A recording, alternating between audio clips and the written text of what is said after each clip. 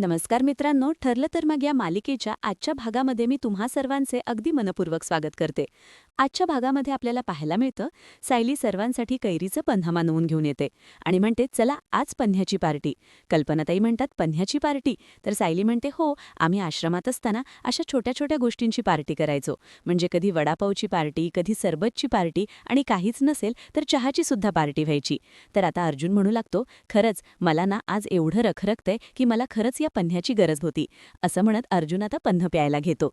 कल्पनाताई म्हणतात, अगदी खरे, बाहेर एवढा उकाडा वाढलाय ना, साधं भरातून बाहेर पाऊल टाकायची सुद्धा हिंमत होत नाही.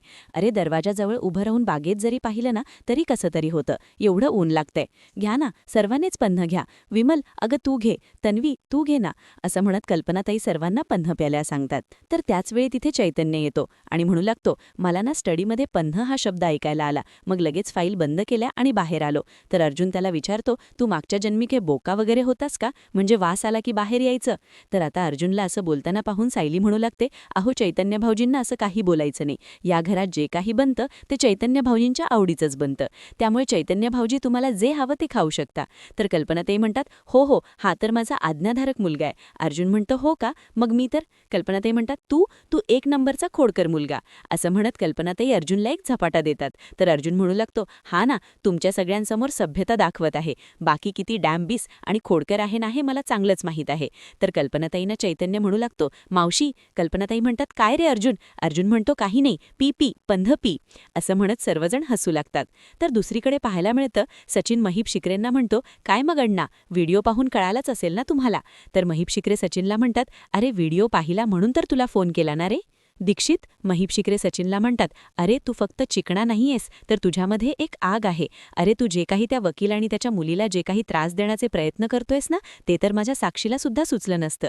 तर आता साक्षी म्हणू लागते, अण्णा मला सुचायचं राहू देत, पण मला हे जमलंही नसतं. पण सचिनने जे काही करून दाखवलंय ना, त्यानंतर मला सुद्धा सचिनचं एक नवीन रूप पाहायला मिळालं. असं म्हणत आता साक्षी सचिनकडे पाहते. सचिन महीप शिकरेंना म्हणतो, अण्णा आपलं सगळ्यात मोठं काम झालंय, त्यामुळे आता तुमची सुटका होण्यापासून कोणीही थांबवू शकत नाही.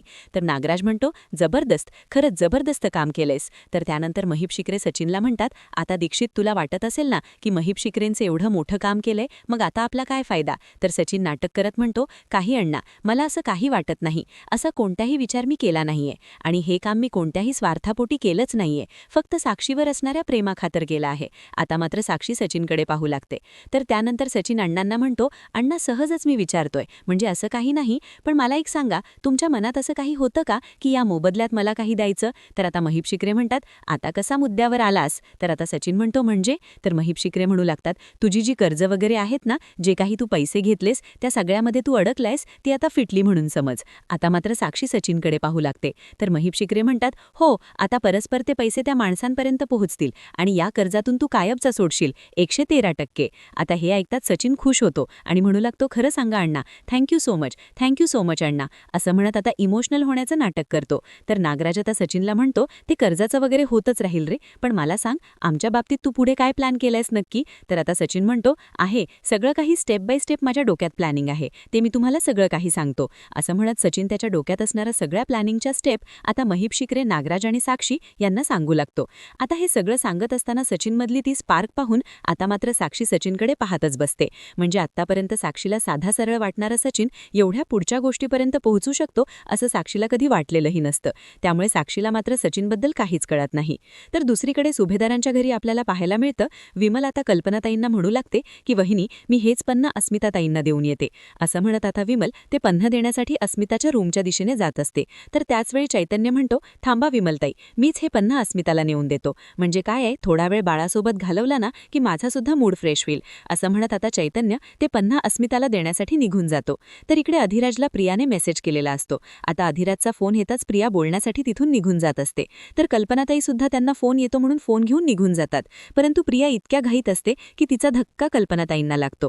आता विमलताई कल्पनाताईंना सावरतात आणि म्हणू लागतात, वहिनी सावकाश. तर प्रिया आता विमलवरच आरोप करत म्हणते, काय ग विमल, असली कसली तुला घाई असते? अगं तुला बघून चालता येत नाही का? अगं तू आज आईला धक्का लावलास. आता हे ऐकताच विमलला धक्काच बसतो. विमल म्हणते, मी? तर प्रिया म्हणते, मग काय, अगं तूच होतीस ना आईच्या मागे, तुझाच धक्का लागला आईला. तर विमल म्हणू लागते, अहो तन्वीताई काय काय बोलताय, अहो माझ्यापुढे तुम्ही होता, माझा नाही तर तुमचा धक्का लागलाय वहिनींना.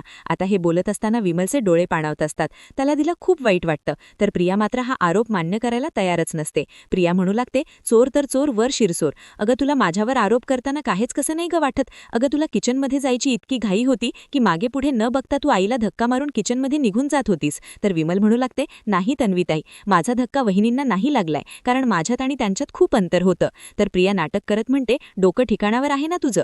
अगं तेच तर मी म्हणते. अगं तू एवढ्या जोरात चालत होतीस की तुझा धक्का मला लागला आणि माझा धक्का आईला लागला आणि त्यामुळेच आई आता पडणार होती. आता सायली मध्ये पडत म्हणते, प्रिया अगं विमलचा धक्का असा कितीसा लागणार आहे की आईचा तोल जाऊन आई पडणार आहेत. तर आता प्रिया म्हणू लागते, सायली अगं माझा ऐक, या सगळ्यात माझी काही चूक नाहीये, मी खरं सांगते, विमलचा धक्का लागला. तर अर्जुन म्हणू लागतो, थांबवा, नक्की काय घडलं होतं ते कळेल का. तर आता प्रिया म्हणू लागते, ज्यावेळी विमल चैतन्याच्या हातात पन्ह्याचा ग्लास देत होती त्यावेळी पन्ह खाली सांडलं आणि त्यावरून तिचा पाय घसरला आणि तिने मला जोरात धक्का दिला आणि त्यावेळी माझा धक्का आईला लागला आणि त्यामुळेच आई आता पडणार होती.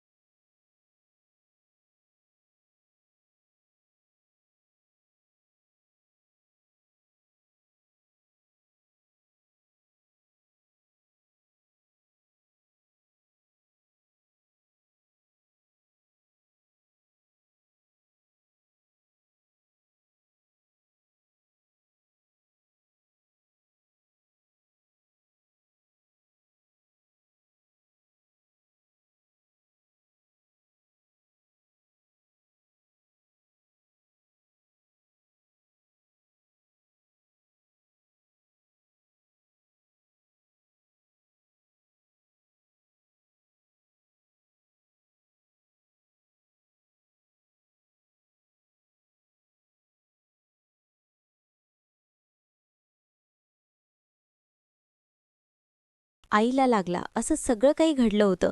पण नाही ना, तुम्ही कोणीच माझ्या बोलण्यावर विश्वास ठेवणार नाहीत. या सगळ्यात तुम्ही मलाच ओरडणार. मान्य आहे की तुम्ही विमलला काही बोलणार नाहीयेत. मग मला कधी दोषी धरू नका ना. प्रत्येक वेळी मलाच का तुम्ही बोलत असता. म्हणजे असं झालंय की एकदा कानपट्या नाव पडलं की पडलं. म्हणजे काही झालं की उठसूट सगळ्यांनी मलाच बोलायचं हो ना. तर आता अर्जुन म्हणू लागतो, विमलताई मला कळतंय की हे तुम्ही मुद्दामून केलं नाहीये, परंतु यापुढे लक्ष ठेवा. तर आता प्रिया नाटक करत म्हणते, आई कसं आहे ना, तू सगळ्यांना सांभाळून घेतेस ना, म्हणून कोण कसंही वागतं. आता विमलताई कल्पनाताईसमोर हात जोडतात आणि म्हणू लागतात, वहिनी माफ करा, माझा जर तुम्हाला धक्का लागला असेल तर अगदी मनापासून मी तुमची माफी मागते. परंतु खरं सांगते, माझा तुम्हाला धक्का लागलाच नव्हता. कल्पनाताई म्हणतात, विमल आता सोड ना. परंतु विमलताईंना खूप वाईट वाटतं. त्या किचनमध्ये निघून जातात. आता कल्पनाताई सायलीला समजूत काढायला सांगताच सायली विमलताईंची समजूत काढण्यासाठी किचनमध्ये येते. इथे प्रिया मनाशीच म्हणते, बरं झालं, या विमलला बळीचा बकरा करून माझी सुटका करता आली, नाहीतर आज मी पूर्णपणे अडकली असती. असं म्हणत प्रियानेच आता विमलला बळीचा बकरा बनवलेला असतो.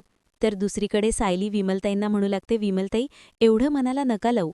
तर विमलताई म्हणतात, नाही ताई, परंतु तू दादा कसे बोलले बघितलात ना.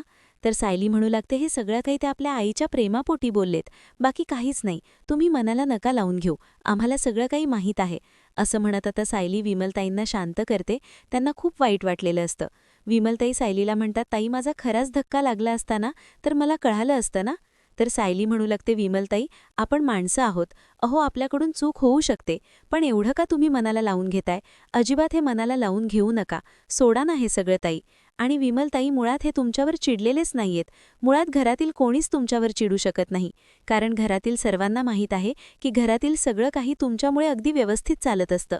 त्यामुळे तुम्ही एवढं मनाला लावून घेऊच नका. असं म्हणत सायली कसंबसं विमलताईंना समजावते, त्यांना शांत करते आणि त्यानंतर सायली पुन्हा एकदा हॉलमध्ये येते. इथे मात्र प्रिया गाणं गुणगुणत अधिराजशी मेसेजवर बोलत असते. तर सायली मनाशीच म्हणते, एवढा सगळा गोंधळ माजून सुद्धा ही प्रिया मात्र गुणगुणत अगदी मोबाईल बघतीये. मला चांगलंच माहीत आहे ही अधिराज भाऊजीशीच बोलत असणार. म्हणजे अधिराज भाऊजींचा पैसा मिळण्यासाठी किती खालच्या तराला जाणार, हे म्हणजे एखाद्या परपुरुषासोबत ही एवढं छान वागू शकते, त्याच्याशी एवढं बोलू शकते, फक्त पैशासाठी. आता मात्र सायलीला प्रियाचा खूप राग येत असतो. सायली प्रियाकडे दुर्लक्ष करते आणि तिथे असणारी पन्ह्याची ग्लासं घेऊन ती किचनमध्ये निघून जाते. आणि त्याचवेळी अश्विन येतो. अश्विन येताच प्रिया अगदी अश्विनवर प्रेम असल्याचं नाटक करत म्हणते, अश्विन, अरे तू आलास, बरं झालं तू वेळेत आलास. अश्विन, तू दमला असशील ना. असं म्हणत प्रिया आपल्या पदरानेच अश्विनचा घाम वगैरे पुसून देते. आता हे पाहून कल्पनाताईंना धक्काच बसतो. तर इकडे अश्विन म्हणू लागतो, हो, आज जरा पेशंट जास्त होते म्हणून दमायला झाला आहे. तर कल्पनाताई इकडे सायली अर्जुनला विचारतात, प्रिया बरी आहे ना, म्हणजे काय चाललंय हिचं नक्की. आता तन्वी जे काही प्रेमाने वागते ना, ते जास्तच प्रेमाने वागते असं मला तरी वाटतंय. अर्जुन म्हणतो, काही नाही, अश्विनकडून काहीतरी काम करून घ्यायचं असेल आणि म्हणूनच मस्का लावण्याचे प्रयत्न चालू आहेत. सायलीला मात्र प्रियाचा खूप राग आलेला असतो. तर दुसरीकडे प्रिया अश्विनला म्हणते, अश्विन, अश्विन, अरे आजचा दिवस कसा गेला तुझा. तर अश्विन म्हणू लागतो, आजचा दिवस खरंच खूप छान गेला आणि तू एवढी प्रेमाने काळजी करतेस, प्रेमाने चौकशी करतेस, मग माझा थकवासुद्धा निघून गेला आहे. आता प्रिया अश्विनला म्हणू लागते, मी तुझ्यासाठी कॉफी घेऊन येऊ का, की सायलीने पन्ह बनवले ते घेऊन येऊ. तर आता हे सगळं ऐकताच अश्विन प्रियाला म्हणतो, ते सगळं ठीक आहे, परंतु आज एवढी मला स्पेशल ट्रीटमेंट का मिळते हे कळेल का जरा. तर प्रिया नाटक करत म्हणते, कारण तू माझ्यासाठी स्पेशल आहेस. आता हे ऐकताच इकडे सायली आणि अर्जुन एकमेकांकडे पाहतात. त्यांना तर प्रियाच्या वागण्याचा धक्काच बसतो. तर अश्विन प्रियाला म्हणतो, तन्वी, हा टॉपिक इथे नको, आपण रूममध्ये जाऊन बोलूयात. पन्ह आहे ना, मग माझ्यासाठी पन्हच घेऊन ये. असं म्हणताच आता प्रिया पन्ह आणण्यासाठी किचनमध्ये निघून जाते. आता अश्विन कल्पनाताईंकडे येतो आणि म्हणू लागतो, बघतेस ना मम्मा, तन्वीमध्ये किती बदल झाले आहेत. तन्वीमध्ये झालेला बदल पाहून खराच मला तिचा अभिमान वाटतोय. आता या घरची सून किंवा माझी बायको म्हणून ती कुठेच कमी पडत नाहीये. आता मात्र अर्जुन सायलीकडे पाहतो. आता सायलीचा राग मात्र खूप अनावर झालेला असतो. तिला हे सगळं काही सहन होत नाही आणि रागानेच ती रूमच्या दिशेने निघून जात असते. कल्पनाताई सायलीला आवाज देतात, परंतु सायली काही थांबत नाही. कल्पनाताई अर्जुनला म्हणतात, जा बघ, नक्की काय झालं आहे. आता अर्जुनसुद्धा रूममध्ये निघून जातो.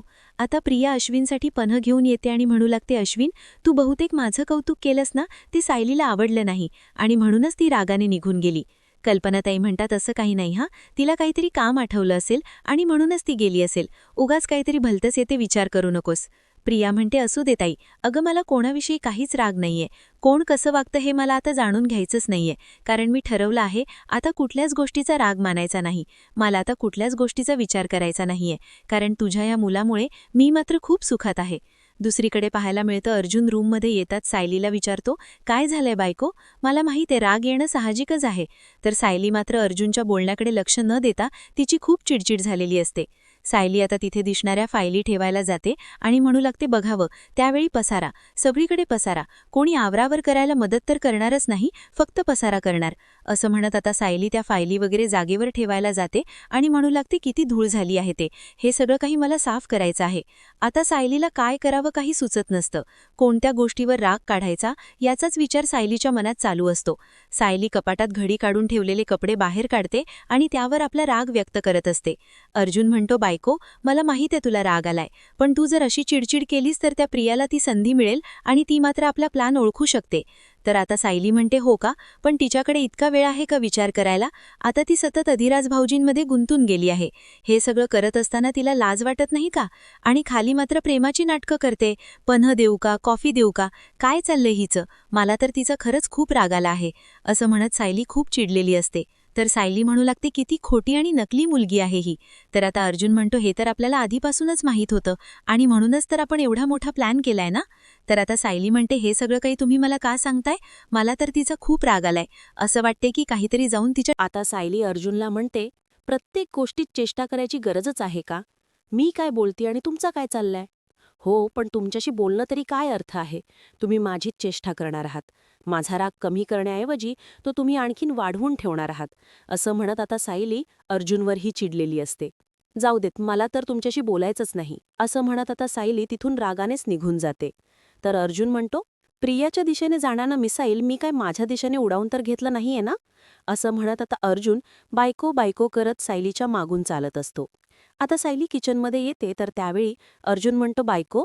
तर सायली म्हणू लागते, मला तर तुमच्याशी एक शब्दही बोलायचे नाही, प्लीज माझ्या मागे पुढे करू नका.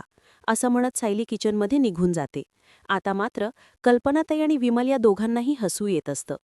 तर आता सायली किचनमध्ये काम करत असते, परंतु भांड्यांची आदळआपट होत असते. तर कल्पनाताई विमलला म्हणतात, विमल, आपल्या मागून अर्जुन नक्कीच काहीतरी सायलीला बोलला असणार आणि म्हणूनच हे सगळं काही. तर विमल म्हणू लागते, हो ना, म्हणूनच तर आता भांड्यांवर राग निघतोय. असं म्हणत आता ते दोघेही सायली अर्जुनकडे पाहू लागतात. परंतु अर्जुन मात्र सायलीला पूर्णपणे घाबरून गेलेला असतो. आता अर्जुन सायलीला मदत करण्यासाठी तिथे ठेवलेली पण्याची ग्लास उचलत असतो आणि त्याचवेळी अश्विन पण्ह पित असताना ते सुद्धा त्याला प्यायला देत नाही आणि तेच ग्लास घेऊन जातो. तर त्यावेळी अश्विन म्हणतो, अरे त्यात शेवटचा एक घोट राहिला, मला पिऊ तर दे.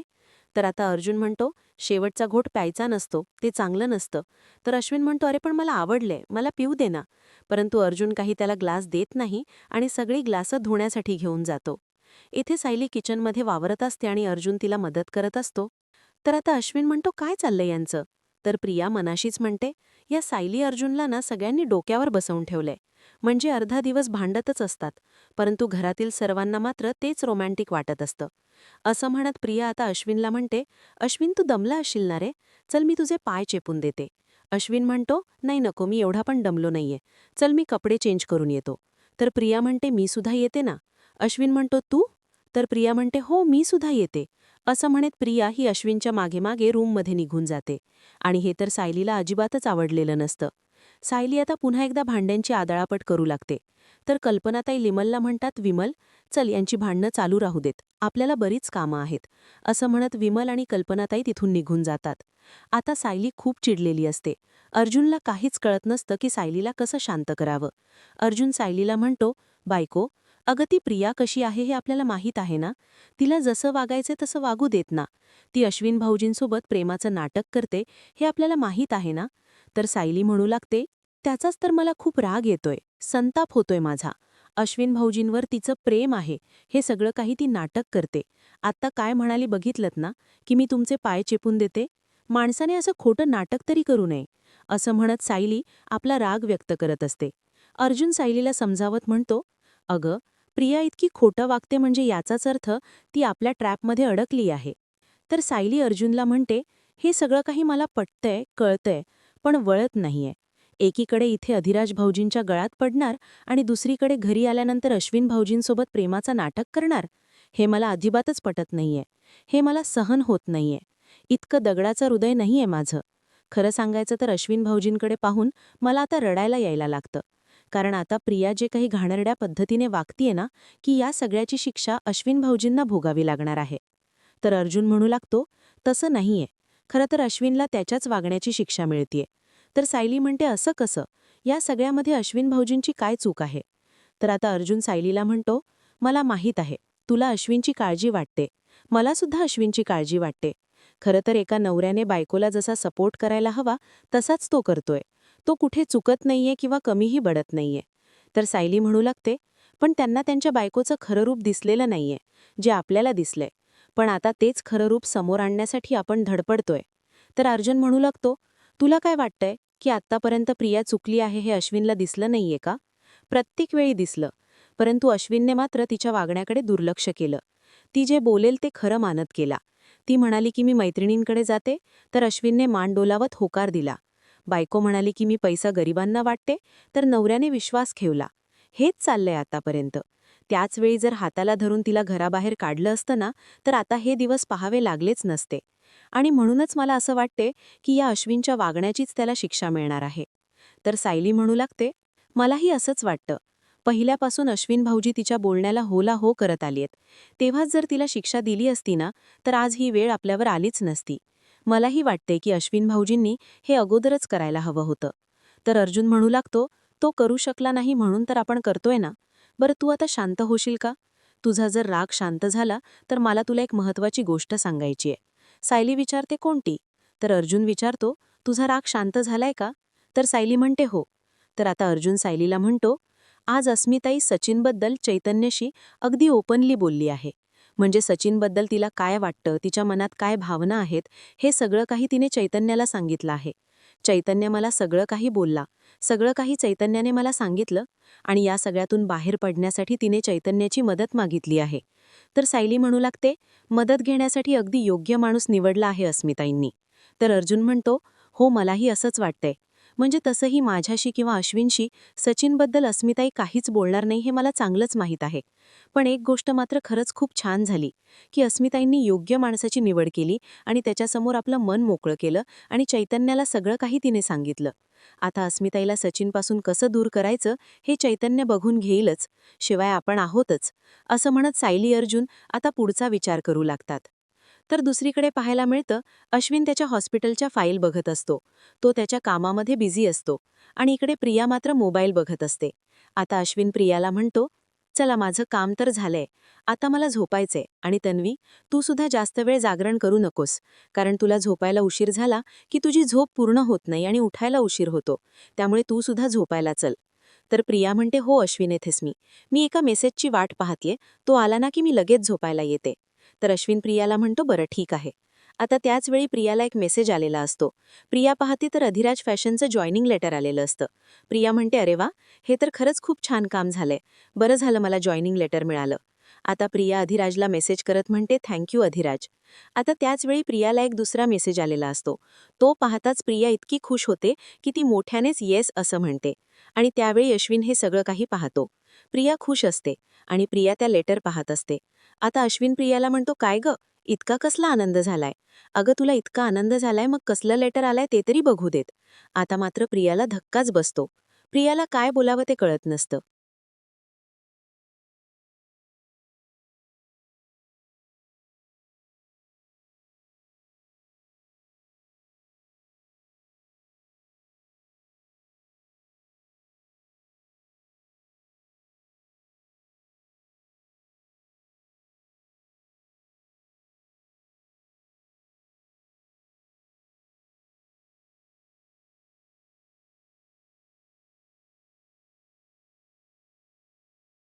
काहीच कळत नाही.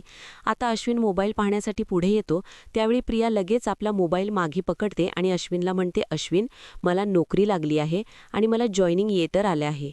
आता हे ऐकताच अश्विनला धक्का बसतो. अश्विन म्हणतो, नोकरी? आता ही कुठून मध्येच का आलंय? कारण तू मला काहीच सांगितलं नाहीयेस. नाही म्हणजे तू नोकरी शोधतेस हे सुद्धा तू मला सांगितलं नाहीस. तरी प्रिया म्हणते, नाही अश्विन, असं काही नाहीये. अरे मी नोकरी वगैरे शोधत नव्हते. मी एका मैत्रिणीला सहज म्हणाले की मी फॅशन डिझायनिंगचा कोर्स केलाय, पण पुढे मला काहीच करता आलं नाही. मग तिने मला एका जॉबबद्दल सांगितलं. मी आपला सहज अप्लाय करून टाकलं, कारण माझ्या डोक्यातही नव्हतं की मला नोकरी वगैरे मिळेल. म्हणून मी तुला काहीच सांगितलं नाही अश्विन. आणि बघ ना, अरे मला त्यांच्याकडून मेसेज आला आहे, जॉईनिंग लेटर पण आहे, असं म्हणत आता प्रिया ते जॉईनिंग लेटर अश्विनला दाखवते. आता अश्विन पाहतो आणि म्हणतो, वाव अधिराज फॅशन, खरंच खूप छान आहे.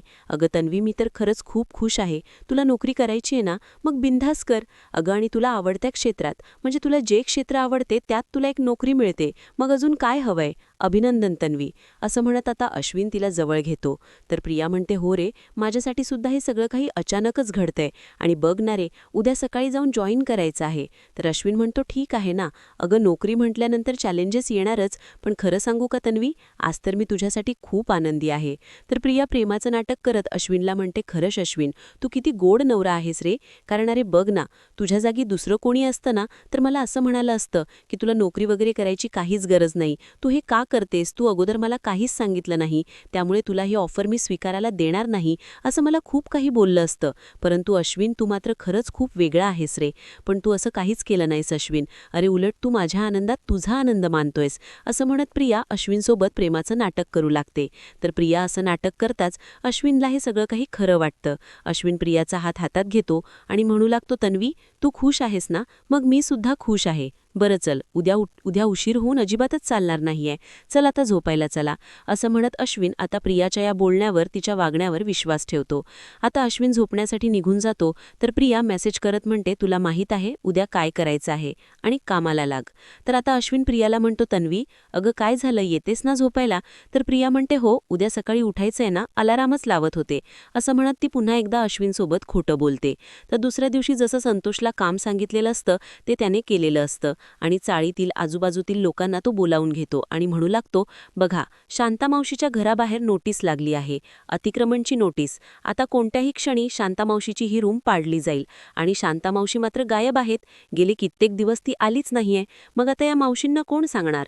तर त्याचवेळी एक ताई तो फोटो काढतात आणि अर्जुनला पाठवतात. लगेच त्या अर्जुनला फोन करतात. अर्जुन म्हणतो हॅलो. तर त्या ताई अर्जुनला म्हणतात, हॅलो वकील साहेब, मी तुम्हाला एक फोटो पाठवला आहे. अर्जुन म्हणतो कोणता? तर त्या म्हणू लागतात, साहेब, आता शांतामावशीच्या घराबाहेर अतिक्रमणची नोटीस लागली आहे. त्यात असं लिहिलं आहे की कोणत्याही क्षणी ते घर पाडलं जाईल, परंतु 2 दिवसांची मुदत दिली आहे. 2 दिवसात कागदपत्र घेऊन स्वतः तिथे हजर राहायचं आहे. तर आता अर्जुन म्हणतो काय? असं म्हणत अर्जुन म्हणतो, बरं मी बघतो, ठीक आहे, थँक्यू, असं म्हणत अर्जुन फोन ठेवतो. आता अर्जुन लगेच त्याच्या ओळखीच्या सरांना फोन करतो आणि म्हणू लागतो, साहेब, हे नक्की अतिक्रमणचं वगैरे काय आहे? तर ते म्हणतात की हो, त्या विभागातील काही घरं ही बेकायदेशीर आहेत आणि म्हणूनच त्यांच्यावर कारवाई केली जाईल, परंतु त्या अगोदर त्यांच्या रूमची कागदपत्र चेक केली जातील, परंतु त्यासाठी फक्त 2 दिवसाची मुदत दिली आहे. तुमच्या कोणी ओळखीचं आहे का? तर अर्जुन म्हणतो, हो, एक मावशी आहेत, पण हे अतिक्रमणचं, बरं ठीक आहे, मी बघतो, जर काही असेल तर तुम्हाला मी नक्कीच फोन करेन, असं म्हणत आता अर्जुन फोन ठेवतो. सायली म्हणते, म्हणजे शांतामावशीचं घर पाडलं जाणार आहे का? तर अर्जुन म्हणतो, असंच काहीतरी आहे, हे काहीतरी वेगळं वाटतंय, थांब, असं म्हणत आता अर्जुन जयेशला फोन करतो आणि जयेशला म्हणतो, हॅलो जयेश, आता मी तुला एक फोटो पाठवला आहे, तू लगेच तो शांतामावशींना दाखव. आता पुढे काय करायचं आहे हे अर्जुन सगळं काही जयेशला सांगत असतो. तर दुसरीकडे पाहायला मिळतं, आता सर्वजण ब्रेकफास्ट करण्यासाठी एकत्र जमतात आणि त्याचवेळी प्रतिमा आत्या आलेल्या असतात. तर आता कल्पनाई म्हणतात, प्रतिमा, अगं ये ना. तर प्रतिमा आत्या म्हणतात, हे घ्या, मी प्रसाद घेऊन आली आहे. तर सायली विचारते, कोणता प्रसाद? कुठे गेल्या होता तुम्ही? तर प्रतिमा म्हणतात, सायली, अर्जुन, तुमच्यावर एवढं मोठं संकट दूर झालं म्हणून देवी आईच्या मंदिरात गेले होते. जाताना शिरा बनवून प्रसाद म्हणून घेऊन गेले होते आणि तोच शिरा घेऊन आले आहे. सायली अर्जुन खुश होतात. तर त्याचवेळी अश्विन त्या ठिकाणी येतो आणि म्हणतो, प्रतिमा आत्या, तू शिरा घेऊन आलीयस का? अगं, दरवाजात उभा राहिल्यानंतरच एवढा छान वास येत होता की तेव्हाच मला कळालं की तू शिरा घेऊन आली आहेस. तर प्रिया म्हणते, आई, अगं तू कधी आलीस? प्रतिमा आत्या म्हणतात, आत्ताच आली आहे. तर त्यानंतर विमल म्हणू लागते की हो, प्रतिमा आत्याने प्रसाद म्हणून सर्वांसाठी शिरा आणला आहे. तर प्रिया म्हणते, अरे वा, म्हणजे आता सर्वांचं तोंड गोड करता येईल, कारण माझ्याकडे सुद्धा एक आनंदाची बातमी आहे. कल्पनाताई विचारतात, कोणती बातमी? तर प्रिया म्हणू लागते, काही नाही आई, गेले कित्येक दिवस मी विचार करत होते की मी एवढा फॅशन डिझायनिंगचा कोर्स केलाय, मग पुढे नक्की काय करू, कारण शिक्षण हे कधीच वाया जात नसतं ना. मी एका मैत्रिणीशी बोलली होती आणि तिने मला अचानकच एका जॉबबद्दल सांगितलं आणि तिथून मला आता जॉईनिंग लेटरही आला आहे, अधिरा फॅशन म्हणून. तर आता कल्पनाताई आणि घरातील सर्वजण प्रियाचं कौतुक करतात. कल्पनाताई म्हणू लागतात, बरं झालं, तुला तुझ्या आवडत्या क्षेत्रात जॉब मिळाला, अगदी मनापासून सून कर म्हणजे झालं. तर आता अश्विन म्हणू लागतो, तन्वी, पण तू बोलताना चुकलीस, कारण ते अधिरा नाही तर अधिराज फॅशन आहे. तर प्रिया म्हणू लागते, नाही अरे, अधिराच आहे, थांब, मी तुला जॉईनिंग लेटर दाखवते. असं म्हणत प्रियाजी जॉईनिंग लेटर दाखवते. तर त्यावर अधिरा असं लिहिलेलं असतं. अश्विन म्हणतो, मी तर अधिराज असं वाचलं होतं. तर प्रिया म्हणू लागते, राहू देत अश्विन, अरे असं होतं कधी कधी, एवढ्या पेशंटच्या धावपळीत तू विसरून गेला असशील. अरे आईचं सुद्धा असंच व्हायचं, मग तिला आठवण करून द्यावी लागायची. आई, अगं असं नाही, ते असं होतं, असं म्हणत आता प्रिया इथे प्रतिमा आत्यांनाही या सगळ्यामध्ये ओढावून घेते. आता प्रतिमा आत्यांना धक्काच बसतो. तर आता कल्पनाताई म्हणू लागतात, तन्वी, अगं काय बोलतीयस हे? तन्वी म्हणते, काही हरकत नाही. तर कल्पनाताई म्हणतात, Tanvi, all the best. Priya म्हणते, हो, मला जायला उशीर होईल. कल्पनाताई म्हणतात, म्हणजे आजपासूनच का? तर प्रिया म्हणते की हो, आजच जॉईन व्हावं लागेल. आता सर्वच जण प्रियाला शुभेच्छा देतात. अश्विन म्हणतो, तन्वी, मी येऊ का तुला सोडायला? प्रिया म्हणते, नाही नको. आता प्रिया अश्विनकडे पाहते आणि मनाशीच अशीच म्हणते, या अश्विनला सुद्धा किती गोंधळून टाकलं ना मी, म्हणजे त्याला असं वाटते की ते अधिराज फॅशन आहे, पण त्याच्यासमोर मात्र मी अधिरा फॅशन म्हणून उभं केलं. असं म्हणत प्रिया मनातून खूप खुश होते. आता प्रिया तिथून निघून जाते. अश्विन मात्र त्याच गोष्टीचा विचार करत असतो. कल्पनाताई अश्विनला म्हणतात, अश्विन, काय झालं, कसला विचार करतोयस? अश्विन म्हणतो, काही नाही, अगं मी एकदा वाचल्यानंतर माझ्या कायम लक्षात असतं आणि आता वाचण्यात एवढी गल्लत कशी झाली मला काही कळत नाहीये. आता सायली अर्जुनला हे चांगलंच माहीत असतं. तर अश्विन म्हणतो, असो की ना, आता मलाच जरा चांगलं लक्ष ठेवावं लागेल, असा गोंधळ उडून नाही चालणार, तुम्ही कंटिन्यू करा, मला ऑफिसला निघावं लागेल. असं म्हणत आता अश्विन ऑफिसला निघालेला असतो. तर प्रतिमा आत्या म्हणू लागतात, तन्वी, माझ्या बाबतीत सुद्धा हेच करायची, मुद्दा म्हणून मला गोंधळून टाकायची. तर सायली म्हणू लागते, आणि आता अश्विन भाऊजींच्या बाबतीत सुद्धा ती तेच तेच करतीये. येणाऱ्या पुढील भागामध्ये आपल्याला पाहायला मिळतं, आता शांतामावशी अर्जुनला म्हणतात, ओ साहेब, माझ्या डोक्यावरचं छप्पर उडालं तर मी काय करू? तर अर्जुन म्हणतो, हे बघा, तुम्ही काळजी करू नका, असं काही होणार नाही. तर शांतामावशी अर्जुनला म्हणतात, हे बघा, तुम्ही मला चावी द्या, मी अगोदर घरी जाते, ते डॉक्युमेंट घेते आणि अगोदर जाऊन सबमिट करते. तर दुसरीकडे पाहायला मिळतं, अधिराज प्रियाला सोडायला येतो, तिच्या हातावर किस करतो आणि हे सगळं काही अधिराज आपल्याकडे रेकॉर्ड ठेवत असतो. सगळ्याचा व्हिडिओ तो आता बनवत असतो. आता प्रिया तिथून निघून जाते. अधिराजला म्हणते, निघू मी? अधिराज म्हणतो, हो. तर दुसरीकडे आता अर्जुन निघालेला असतो आणि त्याच वेळी पोलिसांची गाडी अर्जुनच्या मागून येते. त्याची गाडी थांबवतात आणि आता पोलीस अर्जुनला म्हणतात, डिकी उघडा. अर्जुन आपला सहजपणे डिकी उघडतो, तर त्या डिकीमध्ये आता शांत्या मावशीचा मृतदेह असतो. ते पाहून आता अर्जुनलाही धक्का बसतो. तर आता इन्स्पेक्टर साहेब अर्जुनवर बंदूक रोखतात आणि म्हणू लागतात, ॲडव्होकेट अर्जुन सुभेदार, यू आर अंडर अरेस्ट. आता मात्र अर्जुनलाही काही कळत नाही. तर आता अर्जुनला या सगळ्यातून सायली कशा प्रकारे सोडवेल हे पाहणं अतिशय रंजक ठरणार आहे मित्रांनो. अशाच मालिकांचे नवनवीन अपडेट पाहण्यासाठी चॅनलला नक्कीच सबस्क्राईब ला.